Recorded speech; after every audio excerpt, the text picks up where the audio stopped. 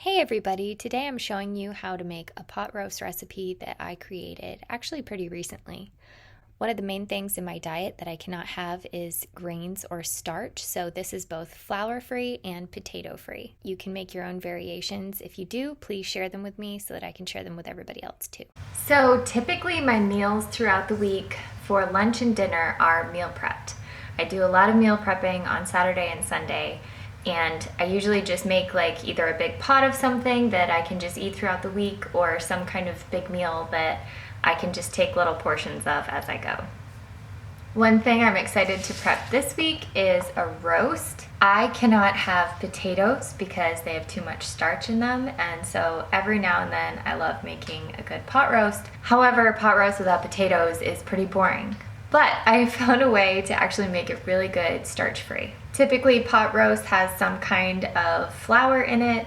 I don't put any flour at all, but I'll show you exactly what I do. The first thing you want to do is get a good piece of roast. I prefer to get my meat at Aldi because it tends to be cheaper than other grocery stores. And when you do find your perfect piece of meat, make sure it says roast on it and not steak, even though the steak might be the exact size you want and the roast might be a little big. So with any piece of meat I take out of a package, I always make sure to rinse it off with water and then pat it dry. After that, I salt it or season it however I want to. As you can see, I'm salting this piece on both sides. The first thing that goes into the Dutch oven is onions. Feel free to cut fresh onions. I prefer to use frozen just because I'm busy and I don't like onions going bad in my pantry. I usually put between a cup and a cup and a half of onions in at the bottom. Next, I put in about a tablespoon of garlic. After that, put in some kind of beef base. I like to use the Better Than bouillon. It just sits in the fridge. I usually use about a teaspoon of that, but feel free to use whatever alternatives you would like to that. Next, I like to put in baby carrots. I also like to add celery sometimes. I didn't with this one, but feel free to add that as well. I usually put in between a cup and a cup and a half of carrots. Next, I like to add kale. I like to add a lot of kale, usually 3 to 4 cups. It boils down to about basically nothing, and it adds a whole lot of nutrients. Feel free to season with whatever you want here. I like to use the Trader Joe's Mushroom and Company blend. I think it's very good seasoning and it adds that depth of flavor. The next thing I'm going to do is sear the roast. I turn a pan on very hot and I make sure to use a hot smoke point oil such as avocado oil or grapeseed oil or coconut oil. Searing the meat on both sides helps to seal in the juices and keep the meat tender while it's cooking. You want the inside of the meat to be very nice and raw still, and then the outside to be nicely browned. After the meat is seared on both sides, go ahead and add 1 cup of purified water to your roast. Then you put the lid on it and put it in the oven for 275 degrees. I usually put it in for 3 to 3.5 hours. So the pot roast is done. This is at 3.5 hours.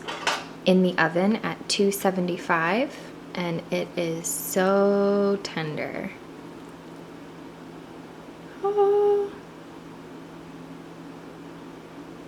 And as you can see here, the kale is well cooked, along with, oh, look at that. Oh.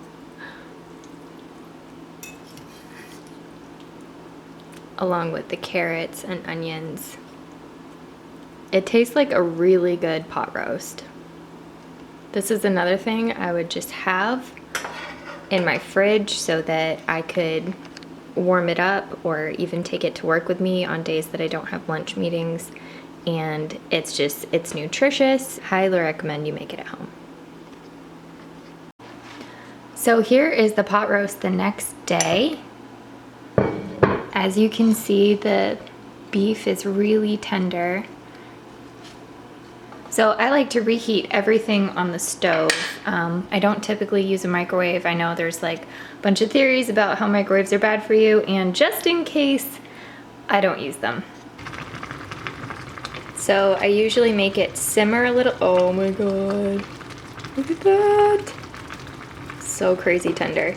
So I usually let it simmer for a little while, and that actually gets all the juices into the meat and vegetables.